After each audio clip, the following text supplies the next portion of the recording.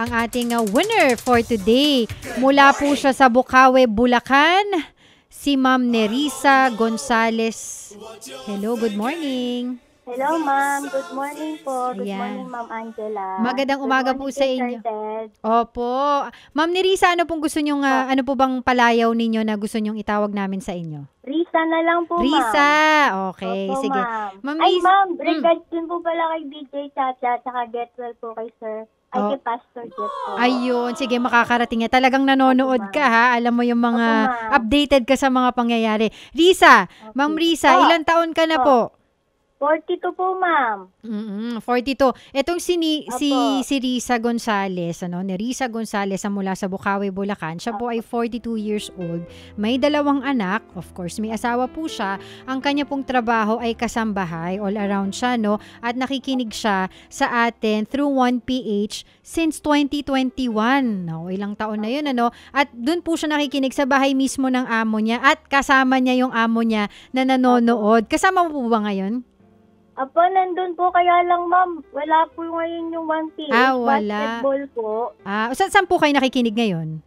Ay, nag-live po ako kanina. Nanood po ko ng live, ma'am, kanina sa cellphone. Ano po pangalan ng inyong amo? Baka gusto niyong batiin. Po, ma'am. Counseling Silva po, ma'am. Ayun. Si Mrs. Opo. Silva.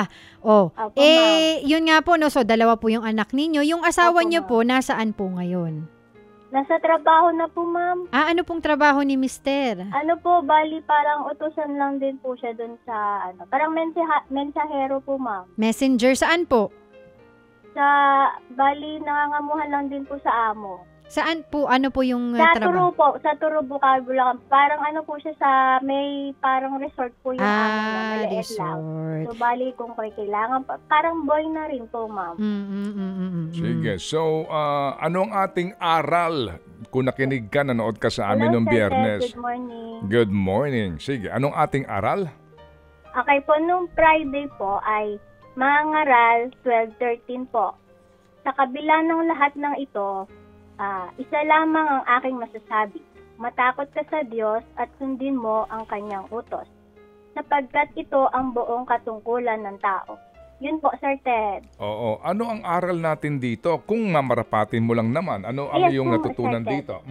Apo, Sir Ted, ang reflection ko dito, kung tayo po, gusto po nating umasenso sa buhay, kailangan po siyempre mag-obey po tayo sa kay Lord. Hindi po yung i-obey po natin yung sarili lang natin na kagustuhan. Kasi po, nga po, natatanggap po natin yon. Pero in the end of times po, wala na po yun, mawawala din po yun. Pero kung patuloy ka po masusunod sa Diyos, syempre po, ang mga pagpapala po sa'yo ay nasa legal na paraan po.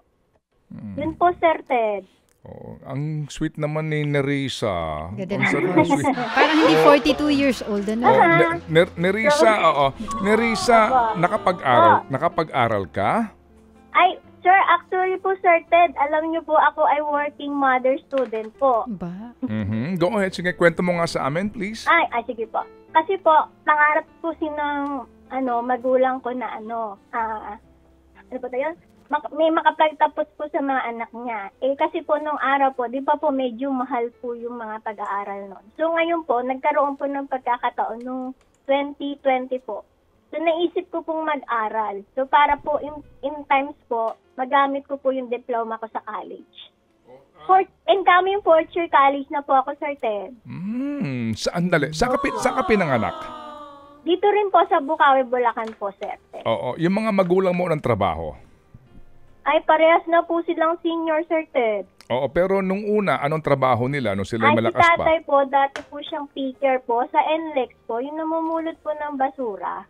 Yung Opo. nanay mo, anong trabaho? Ang nanay ko po ay dati pong mananahi po. Mananahi sa pabrika? Hindi po, yung nagbuborda po, Sir Ted. Gumagawa ng mga barong? Ay, hindi naman po, yung mga borda lang po, halimbawa po yung mga sa sando, sa mapang basketball po. Okay. Naglalagay po ng letters or number. Sige. Tapos, ilan kayo magkakapatid? Bali po, 4 po kami. Ako po yung panganay, Sir Ted. Oo, ikaw yung panganay, pero doon sa 4 na magkakapatid, walang nakatapos sa kolehiyo? Wala po, Sir Ted eh. Yung isa po, ayaw na rin po mag-aral yung bunso namin. Dapat po yun po rin sana. Gusto namin mapagtapos. Kaso po, mas gusto niya pong mamasukan. O, ilang taon na yung bunso ninyo? 24 po, Sir Ted. Oo, so ikaw ay 42. Yes, Ano po, yung sir. mga edad na sumunod sa iyo? Ay, yung pong pangalawa po sa amin ay 35. And then yung pangatlo po ay 30. And then po yung 24. Ilan na may asawa na, maliban sa iyo? Dalawa po kami, Sir Ted. Oo. Yung ako pong panganay and then po yung pangatlo. So ngayon, stay-in ka dyan sa amo mo? Hindi po, Sir Ted. Nag-uwian po ako kasi po, dumalapit lang po halos mga 2 bahay lang po yung pagitan. Tapos dito na po sa amo ko po. Oo. Ngayon, 4th year college ka kamo. Incoming po, Sir Ted. Paano, ang iyo bang uri ng pag-aaral ay itong alternative learning? Yes po, sometimes, sir, minsan po, ganun po madalas online. Anong kurso mo? AB Psychology po, Sir Ted. Sa ngayon, itong mga anak mo, anong mga grado nito?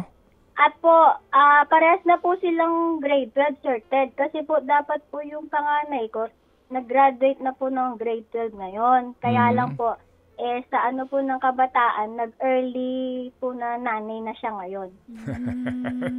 Sa Opo. ano ng kabataan? Sa tukso ng kabataan, ha? Ay, ano po, sa kabugtuan po yung mga kabataan ngayon po Kahit po sabihan mo, habang nang sinasabi mo, lalong nang gigigil po Sige, so itong, Ayun po. so ngayon, ikaw pala'y lola na. Ay, yes po, Sir Ted. I'm proud, Lola. So sa edad mong 42, ilan na apo mo? Isa lang. Isa lang po yun, Sir Ted. So 2 ang anak mo, parang babae? Opo, Sir Ted. Isang 18 saka 17. Yes po, Sir Ted. Sino yung may asawa na? Yung pong panganay po, Sir, yung 18 Yung po. 18. Yung 18 mo, sila ba'y kasal na ng kanyang kinakasama? Hindi po, Sir. Hindi ko po pinagsama, Sir, kasi po irresponsible na po agad yung lalaki Okay. Patawarin po ako. Sige, ganito. So itong iyong panganay na tumigil sa pag-aaral na ito? Tumigil po nung siya po ay pregnant. Kaya po ngayon, sabi niya, gusto ko mamang mag-aral ulit. O sige, sabi ko, sige, go. Mag-aaral ka ulit. Tapusin mo. So sa pasukan ngayon, pareho na silang grade 12. Ay, yes po, Sir Ted. Oo. At ilang taon na yung iyong apo? 9 months pa lang po, Sir Ted. Anong sabi ng tatay niya, nung asawa mo? No, wala po. Tinanggap na lang po namin, Sir Ted. Yun lang po talaga yung kailangan ng pagtanggap po. Tsaka, nandyan na po. Hindi na po namin masisisi naman. Wala naman po dapat sisihin. Hindi, tsaka alam mo ni Risa, no? Angela, no? Yung ating ipinapayo, kung mamarapatin lang naman ng iba, ng mga magulang, alam mo yung prinsipyo na errors are accepted at home. Opo.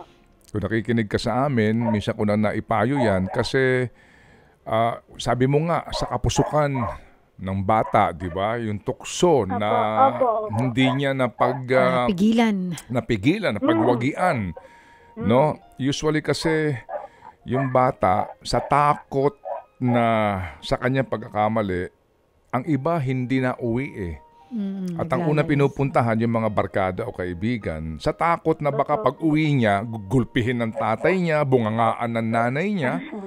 Kaya doon sa pagkakamaling yun, sa halip na agad na maitama ng magulang, ang iba lalong napapariwara.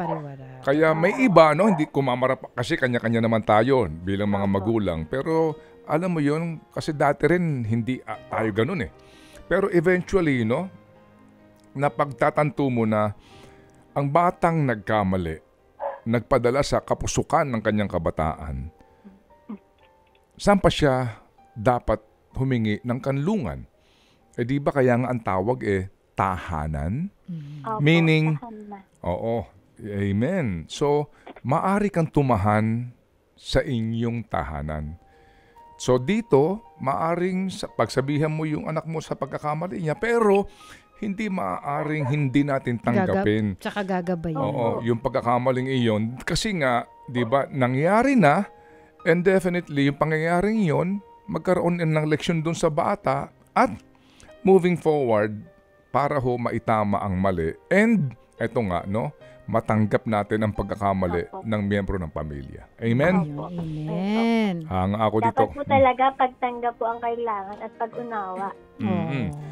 Kasi yung iba, minsan Tatakwil na no? hindi maganda rin po kinakasapitan kapag napariwara lalo, no? At ang unang pinuntahan ay yung barkada. Totoo. Yung barkada na wala din direksyon.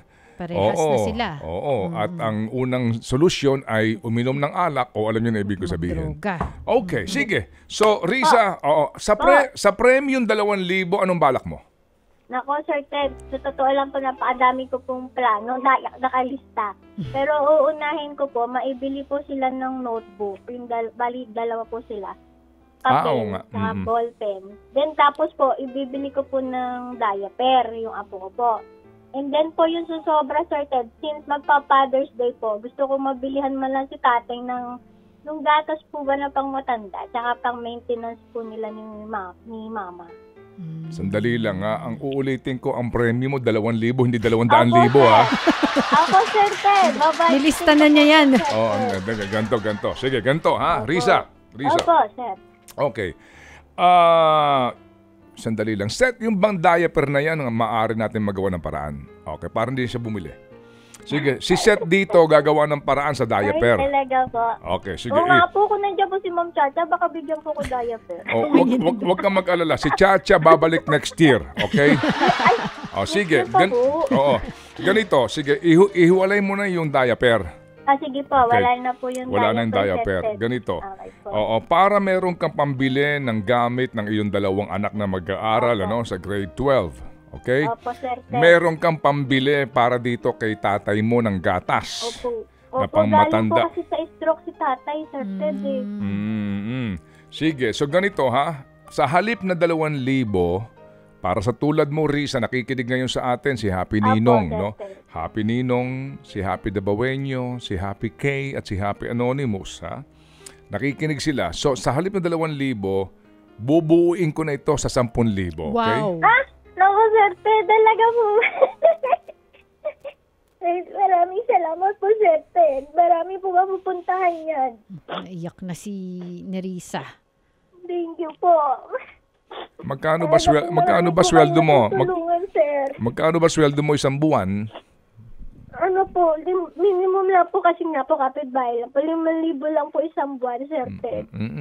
Well, sa tulad mo, Risa, nag-mensahe sa amin dito, nabibigyan mo ng inspirasyon sila, itong ating mga Happy Anonymous nga. Oo, dito rin sa iyong pagbanggit ng gusto mong bigyan ng gatas si tatay. Opo, kasi nga po parang may pang-regalo rin po kahit pa paano, tsaka pang-maintenance po nila.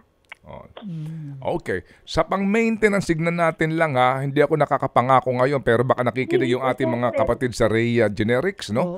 Ay kung sakasakali, para hindi ka na gumastos pa dito, makatulong din sa iyo. Nang sa ganun nga, yung 10,000 piso, ma-encourage mo itong mga anak mo sa pag-aaral, mabigyan mo ng gamit nila sa school. Okay? Opo, Sir Ted, talaga po. Tsaka yung iyong apo, siguro, ano yung bang apo mo, babae, lalaki? Babae po, Sir Ted. Anong pangalan? Akisha Beatrice po.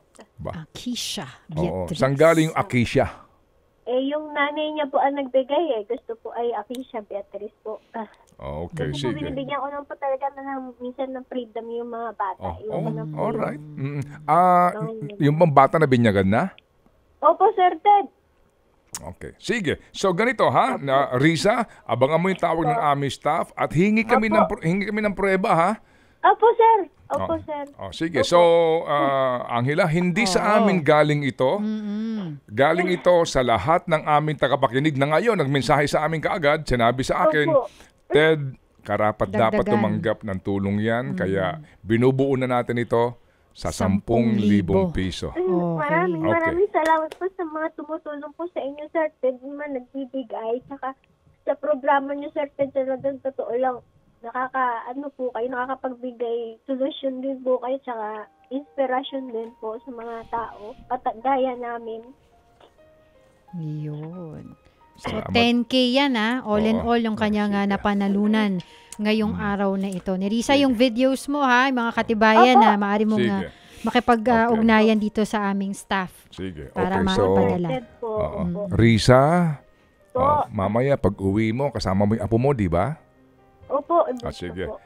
Ihalik mo kami sa iyong apo. Ay, opo, Sir Ted. Makakarating po. Maraming salamat Oo. po.